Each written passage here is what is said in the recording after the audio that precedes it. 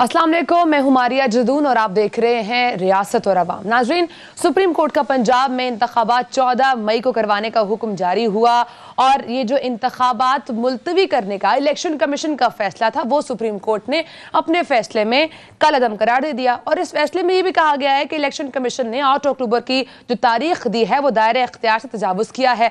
ये भी कहा है कि पंजाब हुकूमत इलेक्शन कमीशन को सिक्योरिटी प्लान दे। और इसके साथ साथ सुप्रीम कोर्ट ने अपने फैसले में ये भी मेक श्योर किया है कि वफाकी हुकूमत इंतखाबात के लिए अफवाज, रेंजर्स, एफसी और दीगर एहलकार भी फराहम करे। वफाकी हुकूमत 17 अप्रैल तक इलेक्शन कमीशन को सिक्योरिटी प्लान भी फराहम करे। जबकि इस मामले के ऊपर वकील इलेक्शन कमीशन इरफान कादिर साहब ने यह कहा है कि सवाल ही पैदा नहीं होता कि 3 रुकनी बेंच के फैसले के मुताबिक 14 मई को पंजाब में इंतखाबात हो जाए।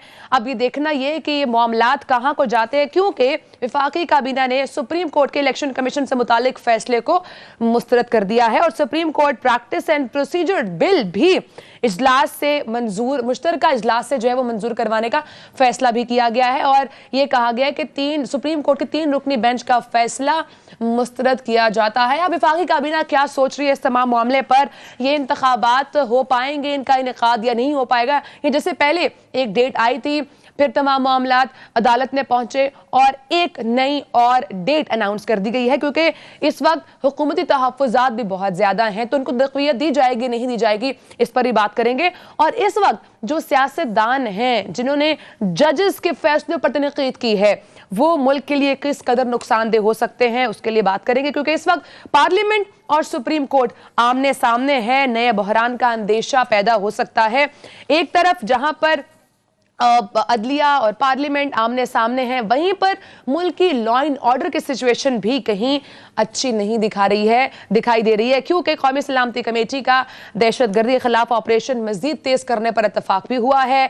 चूंकि वजीर आजम शहबाज शरीफ की सरबराही में वजीर आजम हाउस में कौमी सलामती कमेटी का 41वां इजलास 2 घंटे तक रहा, जिसमें जो है मुल्क की सूरत हाल और दहशतगर्दी के खिलाफ किस तरह के इकदाम उठाए जाएंगे उस पर बातचीत की गई और बैरूनी जो मुल्की अंदरूनी और बैरूनी सलामती पर समझौता ना करने का भी आज़म किया गया है। तो ये तो अब तमाम मामलात कहाँ जाएंगे। एक तरफ जहां पर हम इस वक्त पाकिस्तान के अंदर मुआशी बहरान देख रहे थे, सियासी बहरान देख रहे थे, इस वक्त हम 2-3 बहरान और देख रहे हैं जिसमें लॉ एंड सिक्योरिटी भी आ जाती है। और इस वक्त पार्लियामेंट और अदलिया का आमने सामने होना भी एक नया बहरान हमें दिखाई दे रहा है। इन तमाम मामलात के ऊपर बात करेंगे। मेरे साथ स्टूडियोज में मौजूद हैं रज़ियाकार अनवर साहब और मुझे माहिर कानून स्काइप के थ्रू ज्वाइन करें इमरान शफीक साहब। सर, बहुत शुक्रिया आपने प्रोग्राम को टाइम दिया। सर, इस वक्त हम देख रहे हैं तमाम मामलात दिन ब दिन पाकिस्तान के अंदर एक नया बहरान पैदा होता जा रहा है। हालात आउट ऑफ कंट्रोल हो चुके हैं और अब फिर एक नया बहरान पैदा हो चुका है। ये इस वक्त जो पार्लियामेंट और सुप्रीम कोर्ट आमने सामने है, इमरान साहब, आप ये समझ रहे हैं कि ये मामलात कुछ बेहतरी की जानिब जाएंगे और जो सुप्रीम कोर्ट ने एक और नई डेट अनाउंस की इंतखाबात के लिए, ये इंतखाबात का इनेकाद होता आपको दिखाई दे रहा है?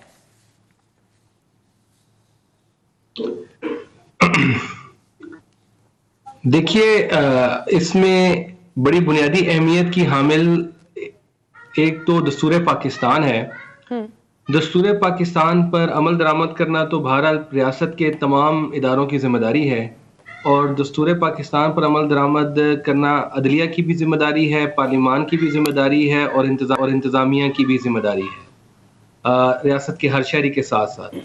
अब इस वक्त सवाल ये पैदा हो चुका है कि सुप्रीम कोर्ट ऑफ पाकिस्तान के जिस बेंच ने फैसला दिया, 3 रुकनी बेंच, उस पर हुकूमत ने फैसले से पहले भी अदम एतमाद का इजहार कर दिया था और फैसला आने के बाद भी पाकिस्तान की तमाम पॉलिटिकल पार्टीज ने अदम एतमाद का इजहार किया।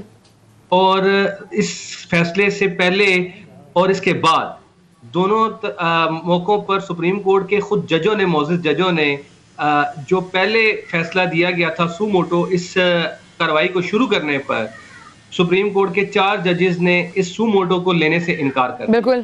आज तफसीली फैसला आया है जस्टिस अतर मिनुल्लाह साहब का, और जस्टिस अतर मिनुल्लाह साहब का जो आज फैसला आया है, नोट आया है, उसमें उन्होंने वाज़े तौर पर उन्होंने भी लिख दिया है कि ये फैसला 4 और 3 का है, 2 और 5 का नहीं था। बिल्कुल। और उन्होंने जो सुप्रीम कोर्ट के वो जज हैं मोज़ेज़, और उन्होंने वहां एक जुमला लिखा है कि यही हमारी अंडरस्टैंडिंग थी जब हमारी इंटरनल कोर्ट से बाहर जब जजों की मुशावरत होती है, तो उस मुशावरत में भी जो हमारी अंडरस्टैंडिंग बनी थी वो यही थी कि ये फैसला 4 और 3 का है।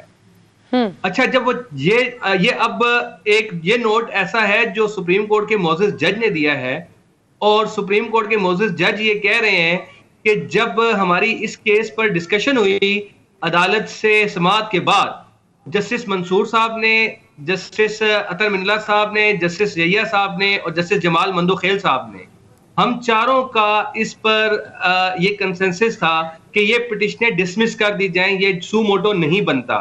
उन्होंने सू मोटो को डिसमिस किया। बिल्कुल। और इस हवाले से अब उन्होंने अपने नोट में भी कह दिया कि हमने ये सू मोटो डिसमिस किया था।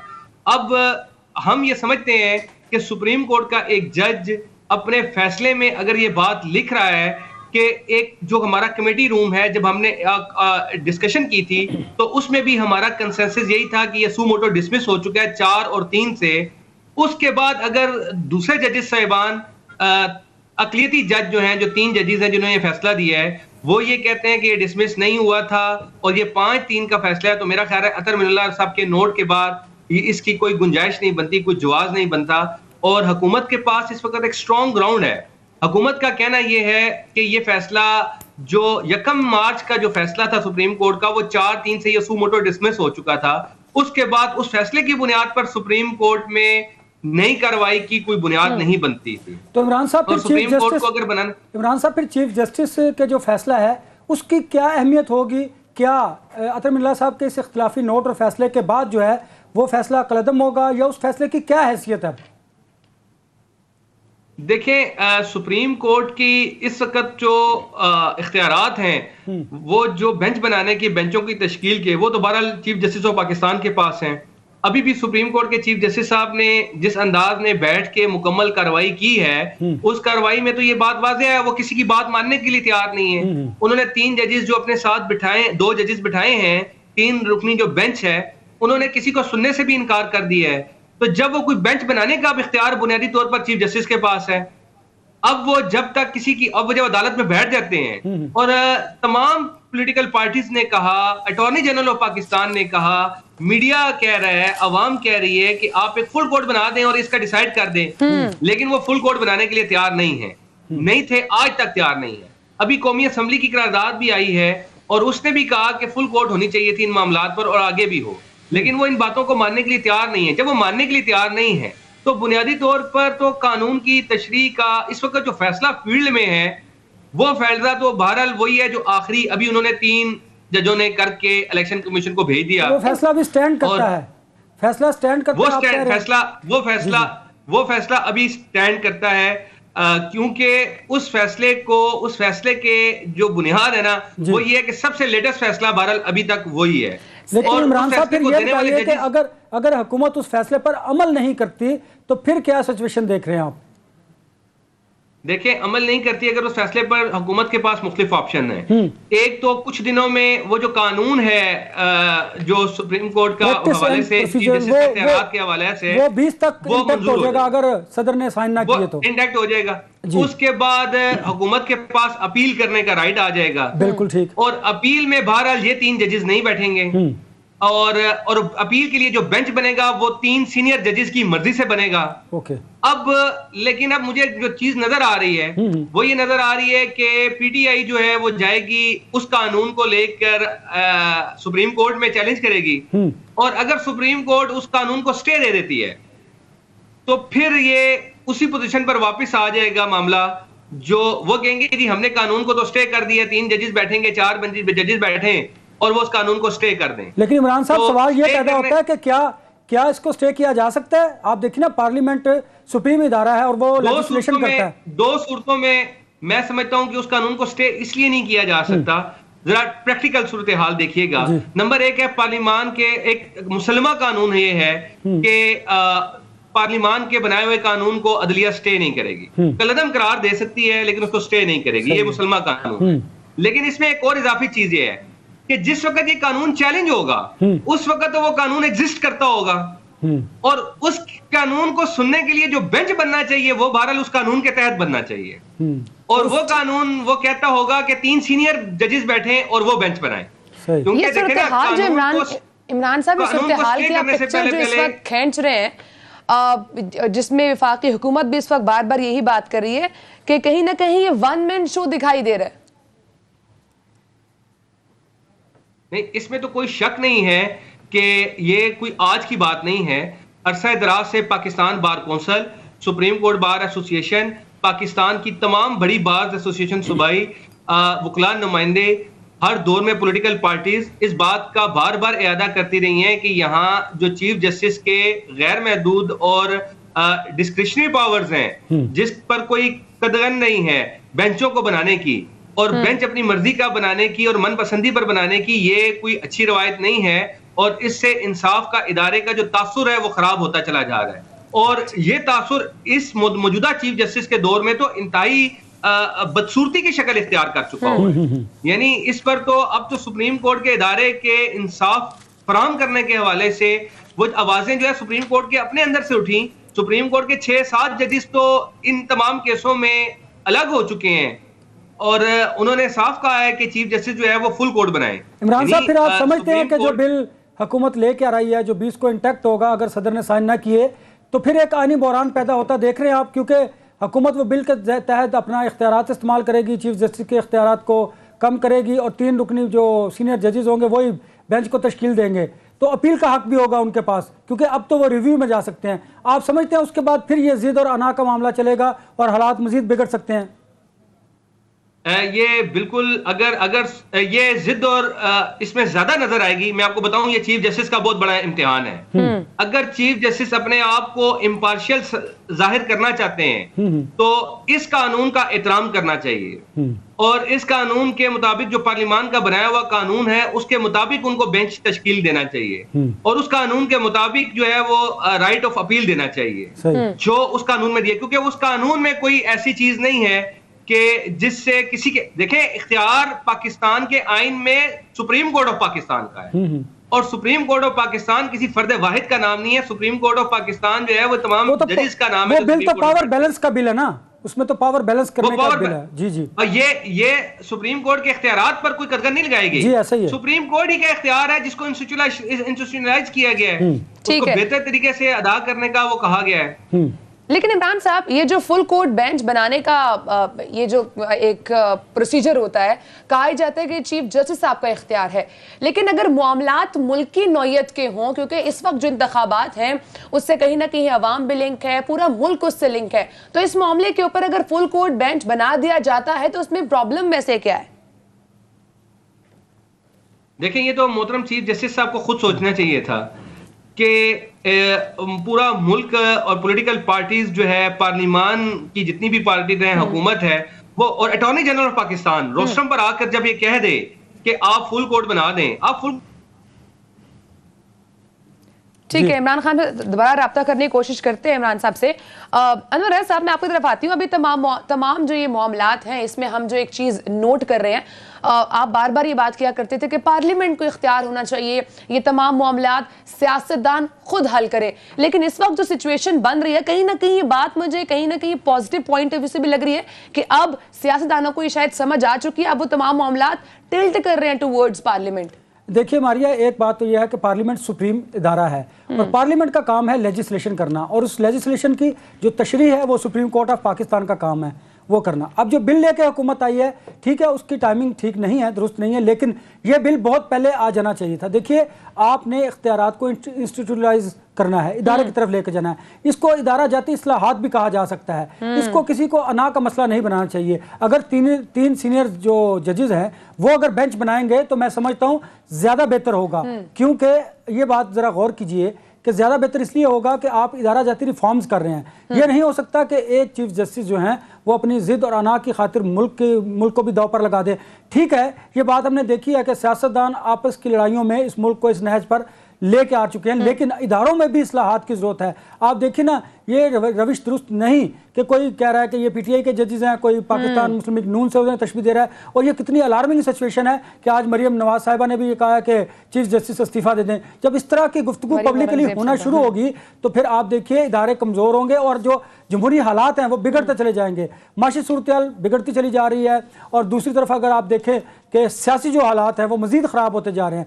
अगर सियासी हालात इस वक्त तक ठीक होते तो डेफिनेटली माशी सूरत भी बेहतर होती। आपके जो हालात हैं उनको देखकर कोई भी मुल्क आपके हाँ इन्वेस्टमेंट करने को तैयार नहीं, IMF आपको कर्जा देने को तैयार नहीं। ये हालात इन सियासतदानों के पैदा करते हैं, इनको खुद ये हालात दुरुस्त करने चाहिए थे। लेकिन चूंकि ये अपने अपने मामलात कोर्ट कचहरी में ले जाते हैं, अदालतों में ले जाते हैं, और ये इनकी तवक्को होती है कि अदालत हमारी फेवर में फैसले करें, और जब अदालत फैसले मेरिट पर करती है फिर इनको सूट नहीं करता, और अगर अदालत मेरिट पर फैसले ना करें तो वो भी फिर आपको पता है एक बहुत बड़ा चैलेंज होता है इस आइन और कानून के लिए। अनफॉर्चुनेटली जो इस मुल्क के साथ हो रहा है वो आइन के साथ भी खिलवाड़ हो रहा है, और कानून नाम की चीज़ तो कहीं दिखाई दे ही नहीं रही, क्योंकि कानून शायद गरीब के लिए अमीर के लिए नहीं है। लेकिन अगर यही सूरत रही इस बिल के बाद भी तो फिर हालात मजीद ख़राब होंगे और अनारकी फैलेगी, और हालात फिर किसी तरफ भी जाएंगे उसके जिम्मेदार इदारे भी होंगे और पॉलिटिशियन भी। इमरान शफीक साहब को जानना चाहती हूँ। इमरान साहब कहिएगा, कानूनी पॉइंट ऑफ व्यू से आप क्या समझते हैं, ये जो सुप्रीम कोर्ट के फैसले के खिलाफ पार्लियामेंट में जो करारदाद मंजूर हुई है और उसको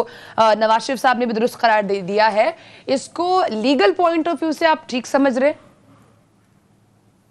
देखिए, मारिया अदालत के फैसलों को पार्लियामान की करारदाद के जरिए कलअदम नहीं करार दिया जा सकता। अच्छा, यकीनन पार्लियामान अपने जज्बात का इजहार तो कर सकती है, या वज़ीर आज़म के खिलाफ अगर कोई तौहीन अदालत की कार्रवाई शुरू हो तो वो अदालत में जाके ये अगर ग्राउंड लेना चाहें कि देखें पार्लियामान ने भी करारदाद मंजूर की थी तो मैं उसका भी पाबंद था, लेकिन ये कोई वैलिड ग्राउंड नहीं है। यानी अदालत के फैसले को अदालत ही कलअदम करार दे सकती है, या उससे ऊपर की अदालत इसमें अगर अपील फाइल हो और कोई इससे बड़ा बेंच जो है वो इस फैसले को कलअदम करार दे तो वो हो सकता है। या इसका दूसरा तरीका आईनी तरमीम हो सकती है, अगर कोई आइन में कोई दो तारीख अक्सरियत के साथ, क्योंकि इलेक्शन का मामला सुप्रीम कोर्ट ने जो डिसाइड किया है, सही किया है गलत किया है, आप उसे इत्तेफाक करते हैं नहीं करते वो एक अलग मैटर है, लेकिन उन्होंने कहा है कि आइन के तहत 90 दिन के अंदर आपने इलेक्शन करवाने हैं।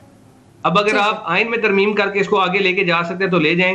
पार्लियामान की करारदाद की इखलाकी मोरल इसकी हैसियत जरूर हो सकती है, और सुप्रीम कोर्ट के ऊपर एक उसका इन्फ्लुएंस भी हो सकता है कि पार्लियामान जैसा इदारा जो है वो आपकी बात को आपके फैसले को गलत करार दे रहा है। इमरान साहब आप देखें ना, कैबिनेट ने इसको मुस्तरद किया, फिर पार्लियामेंट ने उसको इंडोर्स किया। इसका मतलब तो सिर्फ वाज़ेह तौर पर जो दिखाई देता है वो यही है कि आप अदलिया पर दबाव डालने की कोशिश कर रहे हैं। देखें, पार्लियामान का बहरहाल इस्तेहकाक तो है कि किसी चीज पर अपनी करारदाद मंजूर कर ले। अदलिया ने भी पूरा दबाव डाला है जहां तक डाल सकती है, तो उतना ही, और उन्होंने भी किसी की बात नहीं सुनी। उनको कहा गया कि आप लार्जर बेंच बना दें, वो किसी की बात नहीं सुनी। उनके कहा गया फुल कोर्ट बना दें, वो उन्होंने उन्होंने कहा गया 3 जजेस छोड़ दें, हमें इंसाफ होता हुआ नजर आए, उन्होंने किसी की बात नहीं सुनी। जब उन्होंने अपनी कोई बात नहीं सुनी तो पार्लियामान का भी जहां वो मौजूद है, जिनके पास जो उनके पास अपने इख्तियारात हैं, तो उन्होंने करारदाद मंजूर कर सकते थे, करारदाद के जरिए वो बता सकते थे कि इंसाफ होता नजर नहीं आया, वो उन्होंने बता दिया है। लेकिन मेरा ख्याल है इन दोनों अदारों में इस वक्त जो लोग हैं वो एक दूसरे की बात सुनने के लिए तैयार नहीं है, और चीफ जस्टिस साहब भी इस पर एक मुकम्मल डेडलॉक है। लेकिन बहरहाल अदालत का फैसला अपनी जगह स्टैंड करता है, और उसके कंसिक्वेंसेस होंगे, वो अदालती तरीकेकार से ही खत्म हो सकता है, उसके अलावा वो खत्म नहीं होता। ठीक है, बहुत शुक्रिया इमरान शफीक साहब, हमारे साथ माहिर कानून। एक तरफ जहां पर पार्लियामेंट और सुप्रीम कोर्ट आमने सामने, वहीं पर एक मेजर रोल इलेक्शन कमीशन भी प्ले कर रही है, क्योंकि इलेक्शन कमीशन के वकील इरफान कादर साहब ये कह रहे हैं कि अदालती फैसले के मुताबिक 14 मई को पंजाब में इलेक्शन का सवाल ही पैदा नहीं हो सकता।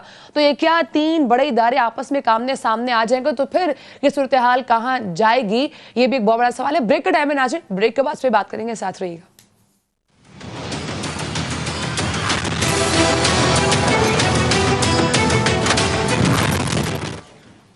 वेलकम बैक नाज़रीन। वज़ीर आज़म शहबाज शरीफ साहब के सरबराही में वज़ीर आज़म हाउस में कौमी सलामती का 41वां इजलास हुआ था, जिसमें ये डिस्कस किया गया था कि जो मुल्की सिक्योरिटी है, मुल्की मुआशी सूरत हाल है, उसको किस तरह से बेहतर किया जा सकता है। इस हवाले से ब्रीफिंग भी दी गई, और इस इजलास के अंदर चेयरमैन, ज्वाइंट चीफ समेत तीनों मुसल्लह अफवाज के सरबराहान जो है वो मौजूद थे। इसके अलावा इत्तलात, दिफा, वज़ीर ख़ज़ाना और ख़ारजा और वज़ारत दाखिला के वज़रा भी जो है वो शरीक शरीक रहे इस इजलास में, इसके ऊपर हम बात करें, क्योंकि इस वक्त मुल्क के अंदर हम बहुत मुख्तलिफ बहरान देख रहे हैं। एक तरफ सियासी बहरान है, आइनी बहरान है, मौशी बहरान है, लेकिन उधर ही जो इस वक्त लॉ एंड ऑर्डर की सिचुएशन है वो भी हम काफ़ी ख़राब देख रहे हैं। इस तमाम मामले के ऊपर बात करने के लिए हमने रिक्वेस्ट की है ब्रिगेडियर हारिस नवाज साहब को, दिफाई तज्ज़ियाकार हैं। सर बहुत शुक्रिया, आपने प्रोग्राम को टाइम दिया। सर मैं आपसे जानना चाहूँगी, इस वक्त ये जो इजलास हो रहा है इसकी क्या इंपॉर्टेंस है, क्योंकि एक तरफ जहाँ पर पार्लियामेंट सुप्रीम कोर्ट आमने सामने है, इस वक्त एक आईनी बहरान बना हुआ है, इंतखाबात होने हैं या नहीं होने, ये एक बहुत बड़ा सवाल है। वहीं पर हम अपनी लॉ एंड ऑर्डर की सिचुएशन को भी ठीक नहीं देख रहे हैं। तो इस तरफ अगर इजलास हो रहा है तो इस वक्त इसकी क्या इंपॉर्टेंस है? हमारी ये इजलास बहुत ही अहम है, खास तौर पे एटलीस्ट किसी एक जगह पर हुकूमत और एस्टेब्लिशमेंट और तमाम हुकूमती अदारे इसके ऊपर मुतफिक हैं। और इलामिया बड़ा स्टेट सबसे पहले तो उन्होंने मेरे ख्याल में अहम बात को की कि 11 के शहीदों के ऊपर 121 लोग एवलांच में दबे थे और बड़ी ही मुश्किल हालात में उनकी बॉडीज रिकवर की गई, उनकी कुर्बानियों को सराहा गया, उनके दुआएं खैर की गई। और ये आप यकीन करें इतना मुश्किल ऑपरेशन था कि बाहर से जितने लोग हैं रेस्क्यू ऑपरेशन में दे फेल्ड, उन्होंने हाथ खड़े कर दिए कि ये नहीं हो सकता। डिस्पाइट दैट पाकिस्तान मिलिट्री में कॉमरेडशिप इतनी ज़्यादा है कि दे डिसाइडेड कम वक्त में हमने एक एक सिपाही की बॉडी को रिकवर करना है और उसको इज्जत एहतराम के साथ तस्लीम करनी है, और वो किया। और आज जो वो दिन था, we must appreciate the supreme sacrifices of forces, जिसमें अनसंग हीरोज भी हैं, अननोन हीरोज हैं जिनका पता नहीं होता, वो इतने बड़े बड़े काम करते हैं जिसकी वजह से आज हम आराम से पाकिस्तान में ये सिक्योर एरिया में बैठे हुए हैं। साथ ही साथ फिर ये भी किया गया, बात की गई कि अब टेररिज्म की जो बात है वो बहुत आम है कि दहशतगर्दी की एक नई लहर आ गई, इस पर तशवीश का इजहार किया गया। फिर ये बात बिल्कुल ठीक है कि पिछली हुकूमत ने निगोशिएट करके उनको काफ़ी लोगों को वापस बुला लिया, कॉन्फिडेंस बिल्डिंग मेजर के लिए कुछ बड़े अहम जो थे कैदियों को छोड़ भी दिया गया, जिसकी वजह से अभी एक नई प्रॉब्लम शुरू हो गई है। और अब इसका एक डिसाइड किया गया कि yes we have to fight it out, we have to eliminate this terrorism. और साथ ही साथ एक कमेटी भी बनाई है कि 2 हफ्ते में सफारशात पेश करेगी। लेकिन उसके साथ साथ one thing is for sure कि पाकिस्तान आर्मी हर वक्त 7/24 hour they are on operations, कोई उसमें कमी नहीं कर रहे हैं। आपके सामने अभी ये आज एक इतना बड़ा हाई वैल्यू टारगेट पकड़ा गया है, इसको गुलजार इमाम चंबे जिसका नाम था, यकीन करें ये गुलबदन जादे के बाद सबसे बड़ा कैच है। और ये वो स्टाइल इंटेलिजेंसी जिनको ये सपोर्ट करता था, जो इसको ऑपरेट करवा रही थी, उनकी नींदें उड़ गई होंगी, क्योंकि जिंदा पकड़े जाने का मकसद ये है। अभी वो बहुत इंफॉर्मेशन डाइवर्ज करेगा जब उसकी डीप ब्रीफिंग होगी, और उसके आप देखेंगे किसी ना किसी दिन वो टीवी पर उसका इंटरव्यू भी आएगा, he will come out with the facts कि कौन सपोर्ट कर रहा था, रॉ कैसे करती थी, अजीत डोभाल कैसे सपोर्ट करता था, नरेंद्र मोदी कैसे सपोर्ट कर रहा था, और इसके साथ पाकिस्तान में शोहरत का कौन है ये भी पता चलेगा। इतना बड़ा ये टारगेट था कि इसने देखें, इसने ये बरामदा मुफ्ती का ये डिप्टी कमांडर था, ये इस बलोचिस्तान नेशनल आर्मी का कमांडर है। इसने 2 ऑर्गेनाइजेशन को कंबाइन किया था, जिसमें एक बलोचिस्तान रिपब्लिकन आर्मी थी और एक यूनाइटेड बलोच आर्मी थी। इनको मलकामेट करके इसने बलोचिस्तान नेशनल आर्मी बना दी, और इसने बहुत ज़्यादा हमारे एरिया में टेररिस्ट के ऊपर अटैक किए, नुकसान पहुंचाया, और बड़े अरसे से वो इसके पीछे थी। मेरे ख्याल में इसके लिए हमें मुसल्लह अफवाज को, इंटेलिजेंसी को मुबारकबाद देनी चाहिए। साहब बिल्कुल सर आपकी बात बिल्कुल बजा और दुरुस्त। हमेशा पाक फ़ौज ने जो बैरूनी ख़तरात है उनसे भी नबुर्द आज़मा हुए हैं और हमेशा कामयाबी भी हासिल की है, और पूरी दुनिया इसे अप्रिशिएट भी करती है इस तरह के वाक़यात को। दूसरा ये बताइएगा कि आजकल जो हमारे मुल्क के हालात हैं, जो इदारों के दरमियान चपकलिश है, सुप्रीम कोर्ट और पार्लियामेंट आमने सामने है, इस सारी सूरत में आप अपने एक्सपीरियंस से हमें ज़रा आगाह कीजिए। इस मामले पर भी बात हुई होगी इस कौमी सलामती के इजलास में? देखिए, मेरे ख्याल में अगर हुई होती तो ज़रूर जिक्र किया होता, लेकिन जब चीफ आमिर साहब मिले हैं तो ओवरऑल मुल्क में पॉलिटिकल, इकोनॉमिकल, फिर उसके बाद ये टेररिज्म की बात डिटेल में हुई होगी, बिल्कुल होनी भी चाहिए। फिर खासतौर पे उन्होंने इसमें बात की गई महंगाई के ऊपर से, अवाम को रिलीफ भी मिलना चाहिए, ये बहुत आम बात है। और ये जब तक अवाम सेटिस्फाई नहीं होंगे तो ये प्रॉब्लम हल नहीं होगी। आई एम श्योर कि इसमें चीज़ें डिस्कस की होंगी, कुछ चीज़ें एलामिया में आती हैं, कुछ चीज़ें नहीं आती हैं, कुछ वहाँ पर बात भी की गई, जो आदमी अपने तहफ़्फ़ुज़ात भी जरूर बताए होंगे कि हम किस तरीके से सपोर्ट कर सकते हैं। देखिए, एक बात बड़ी क्लियर है, जनरली ये बात है कि ये कहीं आर्मी में बात डाली जाए कि फौज अपने लोगों को देना नहीं चाहती इलेक्शन के लिए। आर्टिकल 145 में मुसल्लह फौज हुकूमत को जब भी वो रिक्वेजिशन करते हैं, दे आर मेड अवेलेबल। लेकिन इस वक्त क्योंकि टेररिज्म है, वेस्टर्न बॉर्डर है, ईस्टर्न बॉर्डर है, तो मुसल्लह फौज यही कहती है कि जी हम आपको सपोर्ट देंगे, हम कोई करेक्शन फोर्स देंगे, सर्टन लोकेशन पे प्लेस कर देंगे, क्योंकि इंटीरियर मिनिस्ट्री के पास पुलिस भी है, रेंजर्स भी है, एफसी भी है, कॉन्फ्रेंटिव कांस्टेबल भी है, बहुत स्ट्रेंथ है। और फौज को ये वो बूथ से दूर ही रखना चाहिए। हाँ, जहाँ खुदा न खाते जरूरत पड़े वहां जरूर इस्तेमाल करना चाहिए। अब देखना ये है कि इस वक्त क्या हालात हो रहे हैं, कैसे जा रहे हैं। लेकिन जो इस वक्त बहुत ज्यादा हमारे मुल्क में दो इंस्टीट्यूशन बच गए थे, एक जुडिशरी, एक आर्मी। अब जुडिशरी का हाल देख लें क्या किया गया, ये बड़ी खतरनाक सूरत हाल है। बिल्कुल। आप ये देखें कि इस वक्त जुडिशरी को एक्चुअली डिवाइड कर दिया गया, और ये हुकूमत का काम होता है कि अपने इदारों को स्ट्रॉन्ग करना, मजबूत करना, वो मुझे नजर नहीं आता। सेकंड, आज के ये जो फैसले आते हैं आपके सामने, 184 का फैसला है काजी का, एन मौके पे आया जब पिटीशन सुनी जा रही थी। इज इट कोइंसिडेंट या प्लान करके किया गया? जजेस निकल जाते हैं, फिर उसके बाद ये आज अतम मिलना का फैसला आज ही क्यों आया जब ये हालात ऐसे हो रहे हैं? ये सोचने की बातें हैं। मेरे ख्याल में हुकूमत को इन बजाय चीजों के अवाम को अपनी कारकर्दगी दिखाएं, so that you will go to election. तो ब्रिगेडियर साहब, जो सुप्रीम कोर्ट का फैसला आया, अगर हुकूमत इस पर अमल नहीं करती तो फिर हालात किस तरफ जाएंगे? देखें, एक सिंपल बात है, ये मुल्क का सबसे बड़ी आला अदालत है। सुप्रीम कोर्ट का डिसीजन ये मैंडेटरी है टू एक्सेप्ट करना। असेंबली की वैल्यू, असेंबली को तो मैं पहले ही वैसे बड़ा मानता नहीं हूँ, इसलिए कि ये डेमोक्रेटिक तो असेंबली नहीं है, ना इसमें अपोजिशन है, और ये थोड़े से लोग बैठे हुए थे जो अपनी मर्जी की बात कर रहे थे। ये रेजोल्यूशन से सुप्रीम कोर्ट के ऑर्डर्स को कोई फर्क नहीं पड़ता। अगर लीगल बात करनी है तो आप इसको रिव्यू में चले जाएं, रिव्यू में जब पिटीशन डालें, that is matter a lot. लेकिन तो फिर ये है कि रिव्यू में जाएंगे तो वही जजेस सुनेंगे केस को। देखिए, बात ये है कि एक डिसीजन फुल कोर्ट होना चाहिए। फुल कोर्ट तो उसको पहले होता ना, अब तो डिसीजन आ गया, अब इसको कौन चेंज कर सकता है?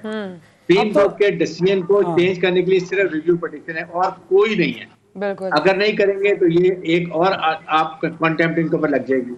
नंबर 2, इलेक्शन में अपना काम कर लिया, उन्होंने एक्सेप्ट कर लिया। लेकिन ब्रिगेडियर साहब, ये इस वक्त जो मुल्की हालात चल रहे हैं, इस इजलास में डिस्कस भी किया गया कौमी सलामती कमेटी के कि अंदरूनी बैरूनी के साथ साथ अंदरूनी सलामती पर भी समझौता नहीं किया जाना चाहिए, इसके आज़म का भी इजहार किया गया।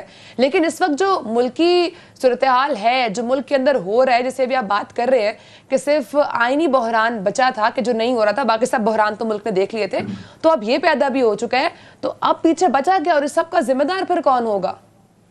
देखिए, अभी भी जिम्मेदारी है कि हुकूमत, आज मुशाहिद हुसैन सैयद ने भी बात की सेनेट में, उन्होंने कहा जी कि अभी भी मौका है कि आप अपोजिशन पे बैठें, इनको चाहिए कि अभी भी मुज़ाकरात करें, find some political solution. Supreme court ने ये कहा कि हम फैसले को डिले कर लेते हैं, आप बैठ के आपस में डिसाइड करें। For a change, Imran Khan काफी हद तक अब इस पे मुज़ाकरात पे तैयार हो गया है। उनकी बहुत गलतियां हैं। I never support Imran Khan. उन्होंने गलत नेशनल असेंबली से रिजाइन किया, उन्होंने गलत नेशनल असेंबली को, पंजाब असेंबली को और बिल्कुल गलत किया, क्राइसिस क्रिएट किए, इकोनॉमिक एनवायरनमेंट के अंदर गलत किया। But now we have to move forward. Government की रिस्पॉन्सिबिलिटी है कि हालात को नॉर्मलाइज करे, अवाम की जानो माल की हिफाजत करे, अवाम को रिलीफ दे। इसलिए इस वक्त मैं तो ये कहूंगा हुकूमत को कॉल देनी चाहिए, आए बैठ के मुज़ाकरात करते हैं, खाली इलेक्शन में नहीं करते, इकोनॉमी पे बात करते हैं, सियासत पे बात करते हैं, टेररिज्म में बात करते हैं। लेकिन इमरान खान साहब तो तैयार नहीं है ना, ब्रिगेडियर हारिस नवाज साहब, वो तो ये कह रहे हैं कि मैं सिर्फ 1 पॉइंट एजेंडा में बात करूंगा इलेक्शन पर, इसके अलावा मैं किसी बात पर बात करने के लिए तैयार नहीं हूँ।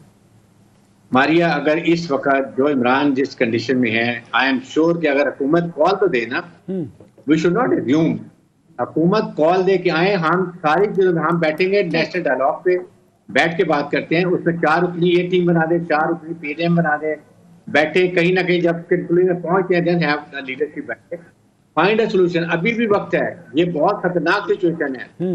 और फिर सेकंड बात है कि मैं स्ट्रांगली फील के जनरल इलेक्शन इकट्ठे भी होने चाहिए।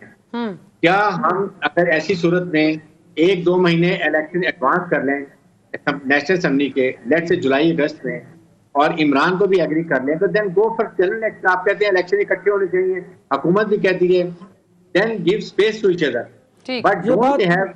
गढ़ी साहब ये बात आपकी बिल्कुल दुरुस्त है, लेकिन इन सियासतदानों को बिठाए कौन? क्योंकि 2 माह पहले अगर इंतखाबात हो जाए, मुल्क भर में आम इंतखाबात हो जाए तो कोई हर्ज नहीं।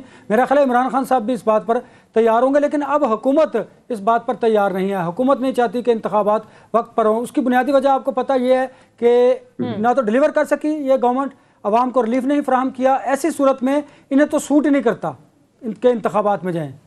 ऐसा ही है। देखिए बात यह है कि अगर सूट नहीं करता है तो मुल्क को तो तबाह नहीं हमने करना, मुल्क को हमने दबाई की तरफ नहीं लेके, ये भी तो सोचने की बात है। इसलिए मैं ये कहता हूँ कि, और अगर ये भी बात है इवन इमरान को मेरे ख्याल में इस स्टेज पर अगर ये गारंटी दे दी जाए कि जी हम 8 अक्टूबर को कंफर्म विद कमिटमेंट इलेक्शन कराएंगे, ही माइट इवन एग्री। ठीक है। ये भी समझ लें कि लेकिन इलेक्शन ये 8 भी कोई अक्टूबर को कमिटमेंट हारिस नवाज साहब नहीं दे रहा। अब चूंकि वक्त खत्म हो चुका है हमारे पास, तो बहुत शुक्रिया आपने हमें टाइम दिया। नाज़रीन, हमारे साथ जयाकार ब्रिगेडियर हारिस नवाज साहब मौजूद थे। ब्रेक के टाइम, ब्रेक के बाद हम इस तमाम सिचुएशन को कंक्लूड करेंगे कि मुल्क के हालात कहाँ जा रहे हैं और अब किसकी जिम्मेदारी बनती है इन हालात को ठीक करना। ब्रेक के बाद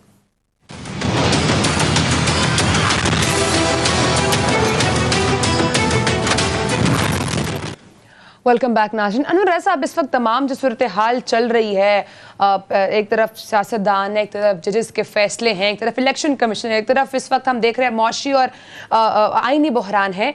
इस तमाम मामलात को अगर हम देखें तो आपको क्या लग रहा है किस कदर नुकसानदेह है हमारे मुल्क के लिए?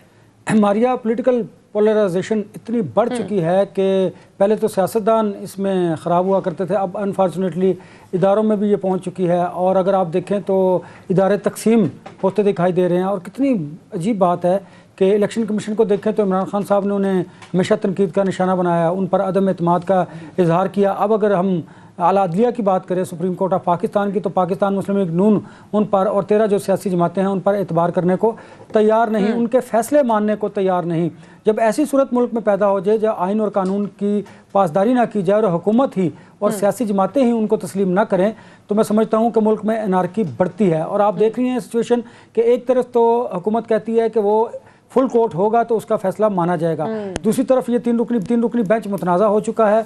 और जो आज अतर मिनल्ला साहब ने इख्तलाफी नोट के साथ उनका जो वर्डिक आया है वो भी आपने देखा है कि उसमें वाज़े उन्होंने लिखा है कि ये 4-3 का फैसला था, लिहाजा ये फैसला एग्जिस्ट नहीं करता। लेकिन सुप्रीम कोर्ट के जो लॉज हैं, जो कानून है, फैसला तो एग्जिस्ट करता है। अब इस पर देखना ये है हुकूमत अब क्या करेगी, रिव्यू कर सकती है, क्योंकि इसमें जब आज खुद नोटिस हो तो आप रिव्यू कर सकती हैं, अपील में नहीं जा सकते। अपील में जाने के लिए हुकूमत ने जो बिल दिया है, जो अगर हाँ जी नो को अगर प्रेसिडेंट ने उन्हें मंजूर ना किया, साइन ना किए, तो फिर 20 अप्रैल तक वो बिल जो है वो कानून की शक्ल इख्तियार करेगा। फिर हुकूमत के पास एक कानूनी जवाब मौजूद होगा जिसके तहत वो अपील में जा सकेगी। फिर ये 3 रुकनी जो बेंच होगा वो इस अपील को नहीं सुनेगा। इससे हुकूमत को कुछ फेस सेविंग मिलेगी। और मैं समझता हूँ फेस सेविंग के साथ साथ अगर पाकिस्तान तहरीक इंसाफ ने इस बिल को चैलेंज किया तो फिर अदलिया भी मुतनाज़ा होगी और ये बिल पर भी बातें की जाएंगी और फिर एक और सियासी बहरान जो है, आइनी बहरान पैदा होगा, जिसके नतीजे में हालात मज़ीद ख़राब होंगे। और जब हालात ख़राब होते हैं तो फिर किसी के हाथ में कुछ नहीं रहता, क्योंकि सबकी नज़रें अदलिया की तरफ थीं। अब अदलिया की तरफ कुछ जमातें चाहती हैं कि वो उनकी फेवर में फैसले करें और कुछ जमातें चाहती हैं वो उनके खिलाफ फैसले ना करें। अदलिया को डिसॉल्व ही ना होती तो इस वक्त हम ये सूरत हाल ना देख रहे होते हैं। साहब, बात आपकी दुरुस्त है, लेकिन इमरान खान साहब को उस वक्त ये बेहतर लगा पॉलिटिकली कि वो असेंबली डिज़ोल्व करने के बाद प्रेशर डालेंगे और प्रेशर के नतीजे में वो इंतखाबात की तारीख हासिल कर लेंगे। अनफॉर्चुनेटली ऐसा नहीं हुआ। और फिर आपने देखा कि उन्होंने जब इस्लामाबाद की तरफ मार्च किया, पिंडी में आए, उन्होंने अवाम के ज़रिए भी ये कोशिश की, वो भी कामयाब नहीं हुई। फिर अगर आप देखें तीसरी उन्होंने अटैम्प्ट ये की कि वो मोबिलाइज़ किया, जल्द से जुलूस किए, उसके नतीजे में वो इंतखाबात की डेट नहीं ले सके। ये भी तरीका दुरुस्त नहीं था, क्योंकि देखिए अगर कोई एक सियासी जमात इस बुनियाद पर कि वो अवाम को सड़कों पर निकाले और उसकी बात मान ली जाए, तो फिर मुझे बताइए इस वक्त जो हुकूमत में शामिल जमातें हैं 13, हम एक मिसाल देते हैं कि अगर इंतखाबात मसले का हल है तो इंतखाबात होने चाहिए, आइनी तकाजा भी है। लेकिन जब कोई हारेगा तो उसके बाद फिर ये 13 सियासी जमातें अगर हारती हैं तो ये सड़कों पर होंगी, तो फिर हुकूमत कहाँ काम कर सकेगी और फिर हालात क्या होंगे, आप उसको भी ज़रा सोचिए। लिहाजा अब इस तमाम इन सूरत हालात को देखकर दुरुस्त करने निकले थे, लेकिन आपको मुज़ाकरात के लिए बैठना पड़ेगा। मुज़ाकरात के लिए तो कोई बैठने को तैयार नहीं है। वैसे इस वक्त हमारा वक्त भी खत्म हो चुका है, हम इस पर दोबारा भी डिस्कशन करेंगे। इस वक्त जो हालात पैदा हो चुके हैं मुल्क, उसका जिम्मेदार कौन है? क्योंकि इस वक्त मुख्तलिफ किस्म के बहरान मुल्क में पैदा हो चुके हैं, लेकिन कोई भी इसकी जिम्मेदारी लेने को तैयार नहीं और कोई भी इसको दुरुस्त करने के लिए खड़ा नहीं हो रहा है। इंशाल्लाह आपसे कल मुलाकात होगी। अपना बहुत सारा ख्याल रखिएगा। अल्लाह हाफ़िज़।